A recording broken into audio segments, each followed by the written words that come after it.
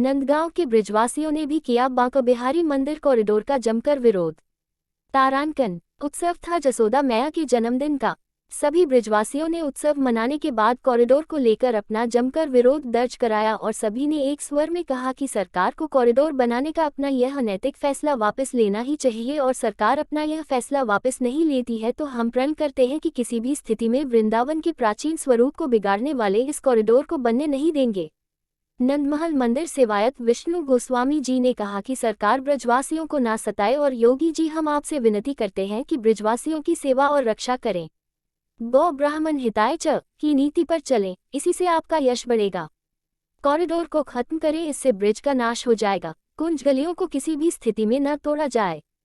छोटो सो कन्हैया जाके बड़े बड़े नैन, वृंदावन की कुंज। आदरणीय योगी जी, हम संत आज यहाँ यशोदा मैया का उत्सव मना रहे हैं और हम आपसे निवेदन करना चाह रहे हैं कि वैसे मीडिया के द्वारा हमारी आवाज़ यदि आप तक पहुँच जाए तो हमारी आवाज़ थोड़ा वचन को स्मरण कर लेना। ये जो ब्रजवासियों की कुंज गलियों का जो नुकसान आप पहुँचा रहे हैं ना, ये आपके मतलब कि बहुत ज़्यादा हित में नहीं रहेगा और हम तो यही आशा करते हैं कि आप इनसे छेड़छाड़ ना करें, क्योंकि हमारे यहाँ घेवर वन की जो गलियाँ उनका भी व्याख्यान है, नंदगांव की गलियों का भी व्याख्यान है और बरसाने की कुंज गलियों का भी मतलब व्याख्यान है। वृंदावन में और वृंदावन की तो अभी बताया था नहीं, छोटो सो कन्हैया वाके बड़े बड़े नैन और वृंदावन की कुंज गली में ठाड़ो मारे सैन। तो महाराज जी, ये जो है क्या आप इस बात को स्वयं समझाएंगे योगी जी, और हम तो ये मीडिया के द्वारा आप सब यही पहुंचा रहे हैं कि कैसे भी इस कॉरिडोर का हटाएं। और अभी सुशील गोस्वामी जी ने बताया था कि विकल्प बहुत हैं। जय श्री कृष्णा। मेरा नाम सुशील गोस्वामी है और मैं नंदगांव के नंदवा मंदिर का सेवायत गोस्वामी। काफ़ी समय से हम सुन रहे हैं कि वृंदावन में कॉरिडोर को लेकर सरकार द्वारा नापतोल की गई है, मकानों पर निशान लगाए हुए, लगभग 350 मकानों को तोड़ने की है।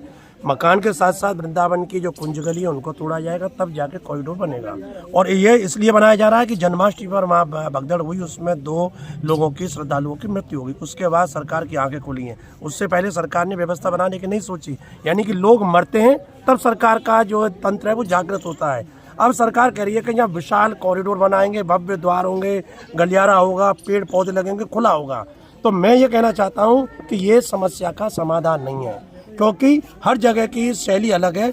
अगर हम बात करें कि खुला जगह हो तो वृंदावन में जो श्रद्धालु आते हैं उसमें 80% दिल्ली एनसीआर का लोग आता है। और अगर खुला वातावरण, कॉरिडोर और वृक्ष, ये सब चीज़ अगर उन्हें देखनी होती तो दिल्ली में अक्षरधाम का मंदिर है जो कई हजार करोड़ रुपए का बना है, लेकिन दिल्ली वाले माने जाते हैं वो वृंदावन बांके बिहारी की कुंज गलियों के दर्शन करने आते हैं। अब सरकार वही चीज यहाँ बना रही है तो फिर यहाँ जो क्या फिर तो वहाँ पे है, उनके लिए तो बना रही है। तो वो श्रद्धालु, मैं ये कह रहा हूँ कि यहाँ बन जाएगा तो शायद वो श्रद्धालु फिर वृंदावन की कुंज गलियों दर्शन करने नहीं आएंगे, वो फिर अपने मन में ही अपनी भावना रखेंगे।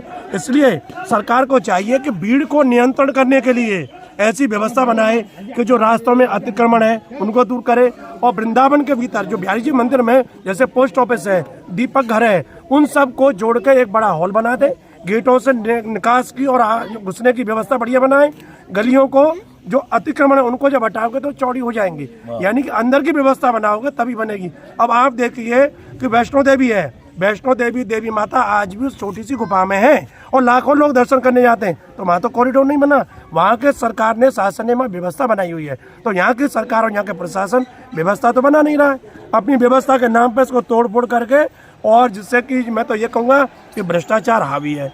जब कई हजार करोड़ की योजना आएगी तो कई 100 करोड़ का उनको कमीशन मिलेगा, इसलिए वो इस बात पर जोर दे रहे हैं। और भक्त वैष्णव ब्रजवासी उनकी भावनाओं का दमन कर रहे हैं, और जबकि ठाकुर जी ब्रजवासियों का कष्ट नहीं देख सकता, निश्चित ही फिर इसका दंड उन्हें भोगना पड़ेगा, प्रत्यक्ष रूप से ना हो अप्रत्यक्ष रूप से हो। तो जब जब ब्रजवासियों पर कोई संकट आया है तो ठाकुर जी ने संकट देने वाले को दंड दिया है। तो ये अधिकारी हो या कोई ऐसा प्रशासक हो, ये जो कर रहे हैं इस बात को सोचें, ये आध्यात्मिक दृष्टि से वो पाप कर रहे हैं।